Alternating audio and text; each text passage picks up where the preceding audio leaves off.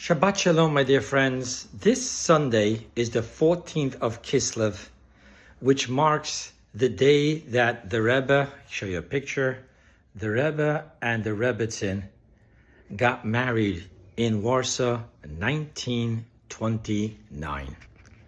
And now, here's an interesting question I was just asked this morning. From the Rebbe's seat, so many couples, barren couples, were blessed with physical children. And yet the Rebbe and the Rebbetzin, for themselves, did not achieve to have physical children. And someone asked me this morning, how do you think the Rebbe and the Rebbetzin lived with that, felt about that? So, of course, I said the famous line from the fifth Lubavitcher Rebbe, were I to know, were I to be. I am not a Rebbe. I don't know how a Rebbe and a Rebbetzin perceive things. However, from stories that we know, we can at least get a glimpse on how they view life.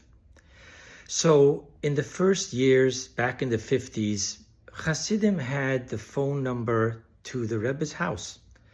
And in dire cases of life and death emergencies, they would use it to be able to reach the Rebbe after hours. And one such case, there was a person who called the house of the Rebbe in the wee morning hours. We're talking about smack in the middle of the night. And the Rebbetzin answers the phone, and immediately the chassid begins by, please, Rebbetzin, I so apologize that I'm waking up the Rebbetzin in the middle of the night. However, I'm in the hospital with my son, and the doctor wants permission to do a certain procedure, life and death, and I won't do it without the Rebbe's guidance.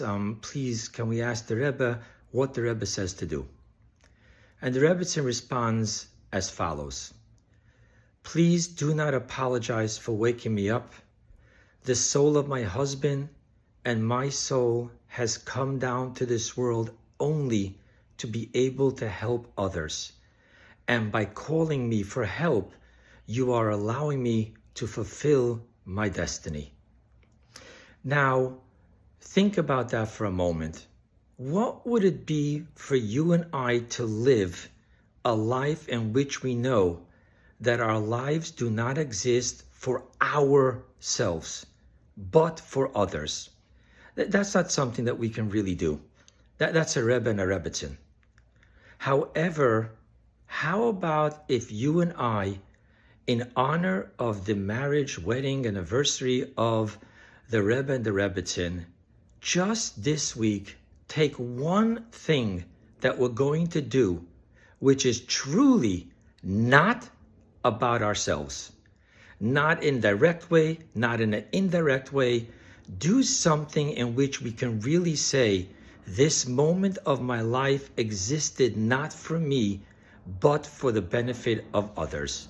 And this way we'll get at least some true connection with the great giants, the Rebbe and the Rebbetzin, who lived their entire life and presently live their entire afterlife for that purpose only, to help others.